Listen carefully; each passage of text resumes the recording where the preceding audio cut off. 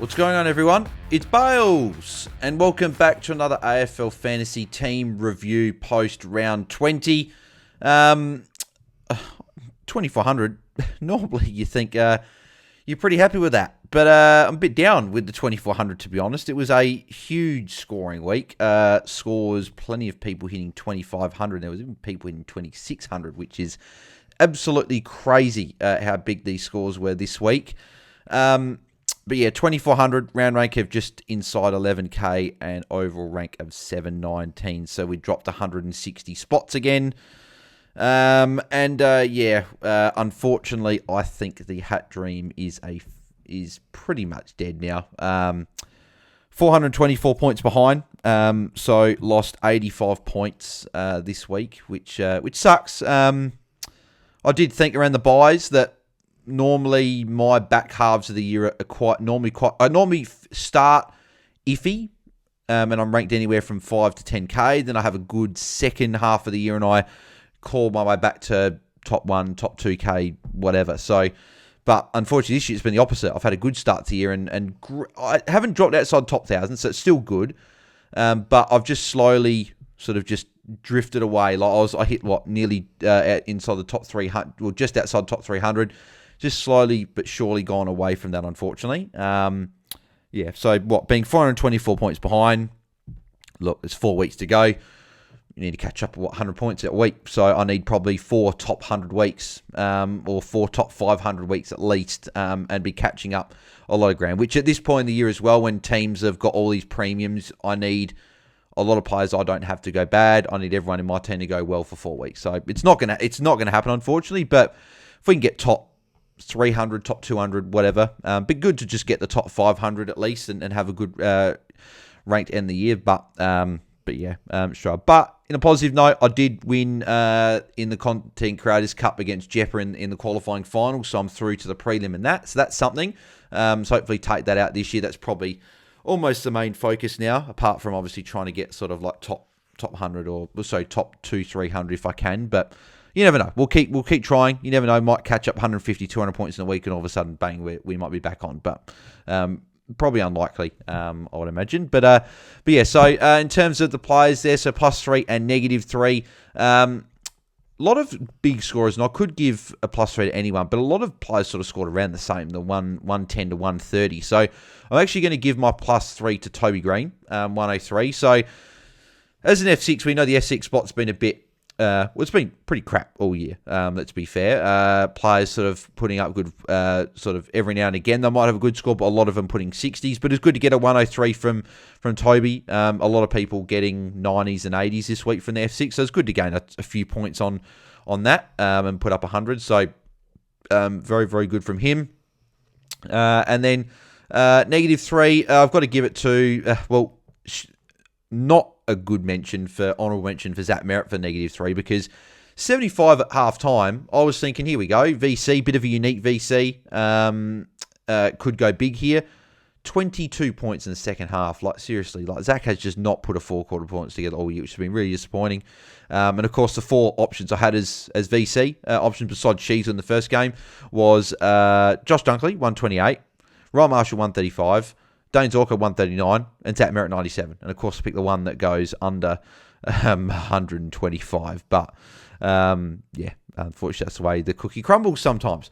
But no, -3 does go to Luke Ryan. More Freo than him. Like, I'm watching Freo, and they're playing very, very well. Like, they're top 4, looking like they're going to be a top 4 team, and they could even finish top 2 the way that everything's going this year.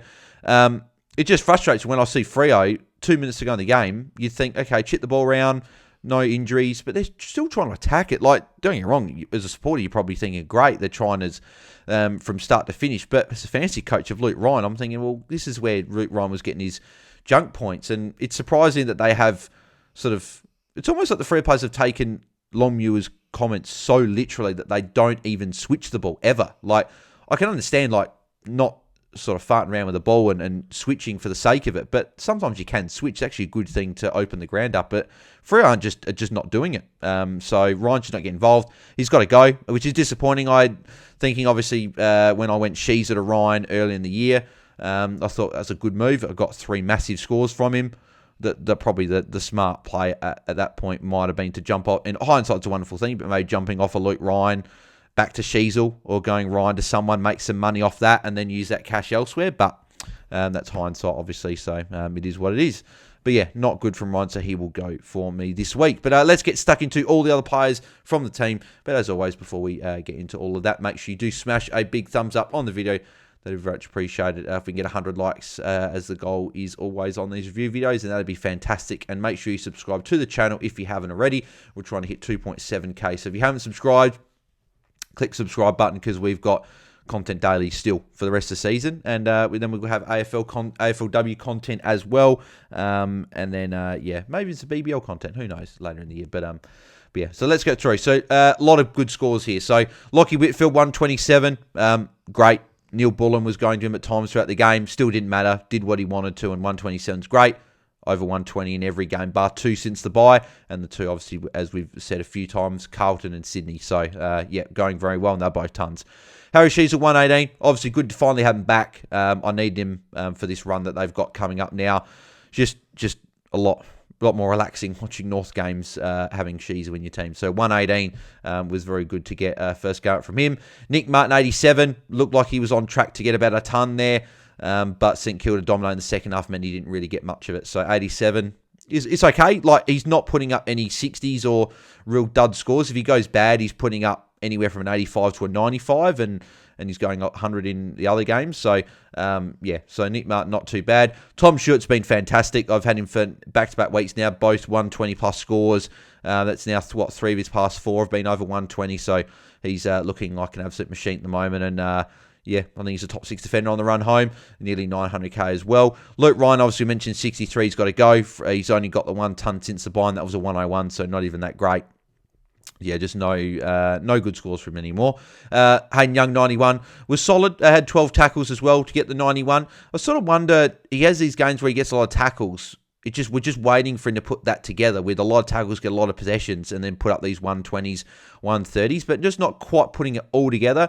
But 91, still solid enough as your D6. Obviously, Caleb Smith, 37, got him as the downgrade this week, and Zach Reed didn't play. Errol Goulden, 114 as captain. I'll take it.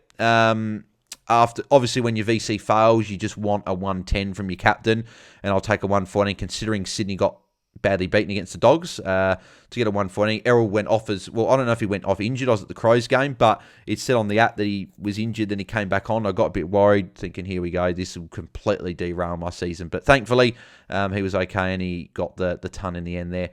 Josh Dunkey, 128. Obviously, great response from him there. Big score against Gold Coast. It's now 2 big scores against them this year, and Dunkley showed why we entrusted him as a top 8 midfielder, and repaid the faith for a poor score last week. What was that? Scored 67 points more than he did. So, very good performance from him.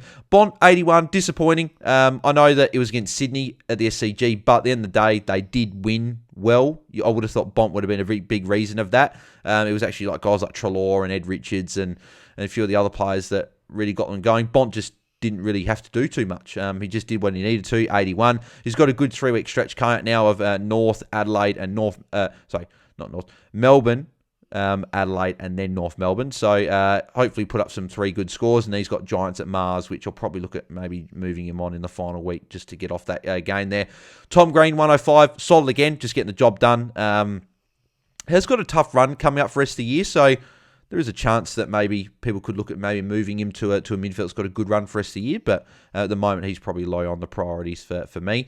Zach Merritt, 97, obviously mentioned him, just hasn't put a 4-quarter performance together all year, only 1 score over 130. I think he's only got 3 scores over 120, with a couple of those sort of almost bang on the 120, so just not the same ceiling year we've seen from Zach in past years, so he probably won't get the captain or vice captain from me for the remainder of the year, just because I thought finally he might go big this week, and it looked like it was. He just hasn't put 4 quarters together. So, he will stay in the team probably, but just not captain or vice captain. Nick Dacos is fantastic. 42 touches to get the 128 there. Does come into a tough run now though, with Chincotta this week, then goes into a Sydney game where it could be a Jordan, Adams, or Rowbottom. then goes into Brisbane, which could be the one game that he goes okay with, and then he goes into Melbourne in the last game where Neil Bullen will probably go to him there. So a few tags coming for Dacos.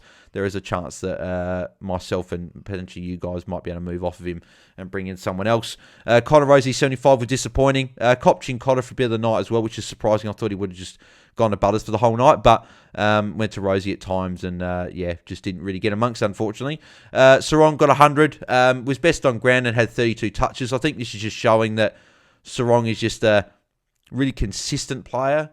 I just don't think he's going to be like the top sort of form midfielder that we're obviously looking for. Obviously, we're nearly in the season anyway, but hopefully he can pick it up in the next few years and be a guy that can hit 120s more regularly. But obviously this year he just has been more a hundreds guy, which has been still fine considering in a year where a lot of players have put up 60s and even 50s in the midfield. At least he's been fairly consistent, going 80 plus in pretty much every game. Humphrey 73, yeah, that's okay. Obviously making a bit of cash on the bench there and still good D7 M9 loop. Obviously McCall didn't play. Marshall was fantastic, took 10 marks there, 26 touch to get his 135. He's a top 2 up for the rest of the year. It's as simple as that. Tim English got 91. Tough matchup, but 91 is okay. Obviously just sucks when the other ruck I probably would have had if I had an extra trade last week. I would have gone English to Tristan Cherry. I probably should have, to be fair, to try and attack a little bit more, go English to Cherry, but then I wouldn't have been able to do the trades I want to do this week. With English 91, it's okay. He's got Gorn this week. He's had a pretty good history against Gorn, so hopefully he can score well this week. And then hopefully Cherry doesn't go 150 again. Barnett obviously didn't play. Caldwell 72. Obviously Parrish back. Bombers struggling, and they did have a good run there, the Bombers, for mid, so maybe scores aren't going to be huge, but at the end of the day, we don't really have anyone else to go to, so he's just going to stay there. It would obviously be a play going him down to someone, but I don't think anyone you're going to, you're really going to trust to score much more than Caldwell. So Sam Flanders, 113, just continues on his merry way there with another good score in the mid. So in a tough match against Brisbane, obviously he is still a top couple of forward. Dane Zorko, back-to-back 130s is great. 139, I believe you would have been in the top sort of few scorers for the round as well. So if you had him VC and you missed Cherry, you'd be pretty happy with Zorko as your vice captain this week. Got the Saints coming up this week. Unfortunately, in the final game, I think he's a good VC. I don't know if I'm going to captain him. I still feel nervous about captaining him, but he should go big this week. Heaney 108, was good to see him bounce back with 100 after I think 3 of his last 4 previous games before this game were all under the ton. So good to see him get a 108 there in a big loss for Sydney there. Dylan Moore 89. I honestly thought he would have scored more than that. I saw him a lot in this game. Obviously Hawthorn dominated after quarter time, and I thought Dylan Moore was amongst it a lot, and I sort of was expecting to look at a 110, 115 on my phone, and when I saw 89, I was actually quite surprised it was that low, but 89 in the forward line is still okay. And obviously Toby Green was able to loop him for his 103, and then Dowling got 72, who I would have had if Green fell, but 72 is still not bad, making good cash there on the bench, and obviously Hutchinson got 35 and a week suspension, so unfortunately he plays early in the round, so I can't even use him as a loop either this week, which is unfortunate. So that's how we went in round 20. Obviously, lots needs to go away to get top 100 now, but it's probably gone. So now it's probably the realistic aims now is top 500 and Content Creators Cup. Just get the win there and take that out. That'd be good after a bad year last year, responding and hopefully winning that there. So I think me in the prelim, I'll be up against the winner of Roy and Mitch, which is probably the toughest semi-final. So we'll have to see how we go. We'll see how that goes and whoever gets the wins this week. So, and then in the other semi-final, you got Jepper up against Luke from Bull Boys. So it'll be interesting to see who gets the wins there. And Warney got through to the prelim, beating Mitch there. So, it'll be very interesting to see how that all plays out. In terms of early trade thoughts for this week, I think Luke Ryan and Noah Anderson's pretty much done for me already. Anderson's got West Coast this week, plays early. I don't have many red dots to loot much after that. I got Zach Reed, but I'm then relying on. No. Actually, I could still do a later one, but I'm looking at bringing Anderson in and VCing him on the Friday night because he's got West Coast, and I'll go Sheasel captain or something like that. And then my other trade, a little bit undecided. I've probably got 2 options: probably Dacos to Nick Newman, or going a Toby Green to a Jai Simpkin who's got Richmond. So Simpkin's got a great matchup, but Dacos, I expect tags. It's pretty much come down to, do I want Newman and Toby Green, or do I want Dacos and Simpkin? tough one. Probably Dacos Simpkin sounds better, but if Dacos gets tagged and Simpkin drops a stinker, then you're wanting the other one. So I don't know what I'll do. That'll be something I'll decide throughout the week. But they're my plans for this week. But let me know in the comments below, guys, how you guys went in round 20. Let me know your score, your round rank, and your overall rank, and your plus and minus threes. And any trade questions, also put them in the comments below. I'll get to those when I can. And if you'd also like to ask me a question on Q, then head over to Ask Me on Q, spelled QU.com/AFL Fantasy Fanatics. I can help you with all your trade questions in regards to any individual trades, draft-related questions, captain, vice-captains, or you can send through your whole team, type it out, or you can screenshot them now and put it up there.